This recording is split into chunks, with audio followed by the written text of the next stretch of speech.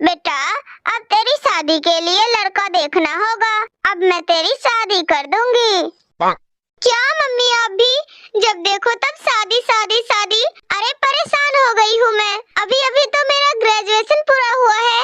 अभी मेरी उम्र ही क्या है। मुझे शादी में कोई इंटरेस्ट नहीं है। मुझे कोई शादी वादी नहीं करनी। अगर आपको इतनी ही पड़ी है तो आप ही कर लो ना शादी मेरी जगह। अरे चुप कर जा बेशरम। तेरी उम्र में तो मेरे दो दो बच्चे हो गए थे। अरे शादी में तेरे कोई ऐसे वैसे घर में थोड़ी कर दूंगी। अच्छा पैसे वाला घर ढूंढूंगी तुम्हारे लिए। जॉइंट फैमिली होगी तो कोई दिक्कत नहीं होगी। अरे सारे काम तो तेरी जेठानी और सास ही कर देंगी। मम्मी कुछ भी हो मुझे शादी नहीं करनी। ऐसे टुनटुनी चिड़िया गुस्सा होकर वहाँ से चली जाती है और अपने कमरे में जाकर बहुत रोती है। इस उम्र में कौन शादी करता है। मुझे बाहर अकेले जाने भी नहीं देते। मैं तो नहीं शादी करने वाली हूँ, चाहे ये लोग कुछ भी कर ले। नीलो चिड़िया टुनटुनी चिड़िया के शादी के लिए कमर कस लेती है और उसके लिए लड़के ढूंढने शुरू कर देती है। नीलो चिड़िया अपनी हर मुमकिन कोशिश करती है कि टुनटुनी चिड़िया को शादी के लिए मना सके।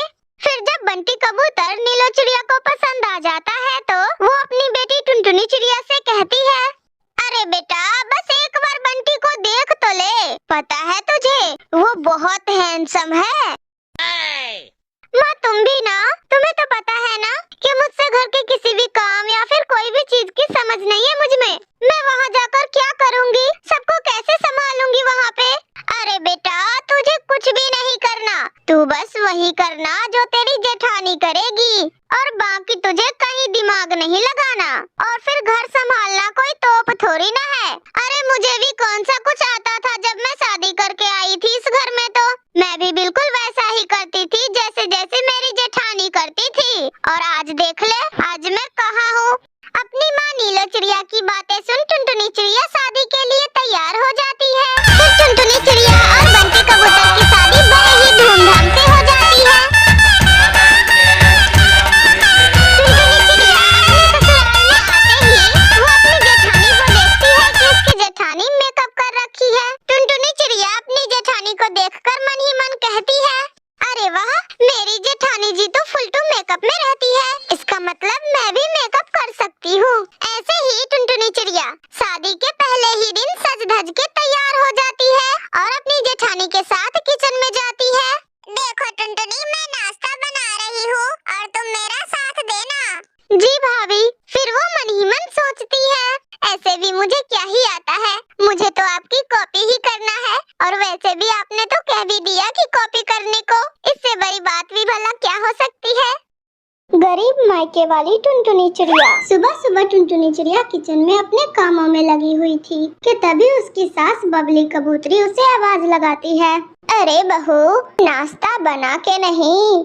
जी अम्मा जी मैं बस चाय छान कर लेकर आ रही हूँ। फिर जैसे ही टुनटुनी चिड़िया चाय छानने के लिए आगे बढ़ती है उससे चाय का भगोना नीचे गिर जाता है। अरे अब क्या गिरा। फिर बबली कबूतरी अंदर जाकर देखती है तो चाय का पतीला नीचे गिरा हुआ था। अरे रे सत्यानाश हो, सुबह सुबह फिर से एक नुकसान हो गया। मेरा बेटा बंटी कबूतर वो चाय की पत्ती अमेरिका के जंगल से लेकर आया था, अब वो बर्बाद हो गई न चाय की पत्ती। अरे अब इसके पैसे क्या तेरे गरीब माँ बाप देंगे। एक फूटी कौड़ी तो निकली नहीं उनके जेब से, बस अपने सर का बोझ हमारे मत्थे मर दिया, वो अलग। सॉरी अम्मा जी सॉरी, वो मुझसे गलती से पतीला छूट गया हाथ से। अब तक तो आप लोग समझ ही गए होंगे कि ये कहानी है एक गरीब टुनटुनी चिड़िया की, जिसके मायके वाले बेहद ही गरीब पक्षी है, जिस कारण से टुनटुनी चिड़िया को हमेशा आए दिन गरीबी का ताना झेलना पड़ता है। एक दिन टुनटुनी चिड़िया की ननद नीलो चिड़िया उसके घर आती है। कैसी हो माँ? मैं एकदम बढ़िया हूँ नीलो बेटा, बस तेरी ये जो भाभी है ना इसी ने मेरा जीना मुहाल कर रखा है। अच्छा चल ये सब छोड़, अब तू बता तू कैसी है? मैं भी बहुत अच्छी हूँ माँ। तुम ये लो, मेरी माँ जी ने तुम्हारे लिए ये गिफ्ट भेजा है। वो पिछले महीने हम लोग कश्मीर के जंगल गए थे ना, वहीं से लिया है ये गिफ्ट आपके लिए। अरे वाह बेटा, सच में तेरी सास मेरे बारे में बहुत सोचती है। धन्यवाद कहना उनको मेरे तरफ से। अरे नीलो दीदी, अभी 2 महीने पहले ही तो आप लोग शिमला गई थी ना, और इतनी जल्दी कश्मीर से भी घूम आए। अरे हाँ टुनटुनी भाभी, जब जेब में पैसा हो ना तो सब पॉसिबल है। अब मेरा मायका और ससुराल आपके मायके के जैसा गरीब थोड़ी है कि घर में रहने के लिए भी कॉम्प्रोमाइज करना पड़े, और वैसे भी 2 कमरों का घर। अरे कब से खरी खरी यहाँ बातें कर रही है मेरी बेटी नीलो, कितने दिनों बाद अपने घर आई है। अरे कम से कम पानी को तो पूछ ले। क्या करे, गरीब के घर की है ना, क्या जाने। अरे तो क्या माँ गरीब हवा पर जीते होंगे? अब मैं क्या बताऊँ नीलो बेटा, जीते होंगे, तभी तो इसने तुम्हें अभी तक खाने को भी नहीं पूछा। अपनी सास और ननद की बातें टुनटुनी चिड़िया को बहुत बुरी लगती है, मगर वो बिना कुछ बोले वहाँ से चली जाती है और अपनी ननद जी के लिए जल्दी से नाश्ता तैयार करके लाती है।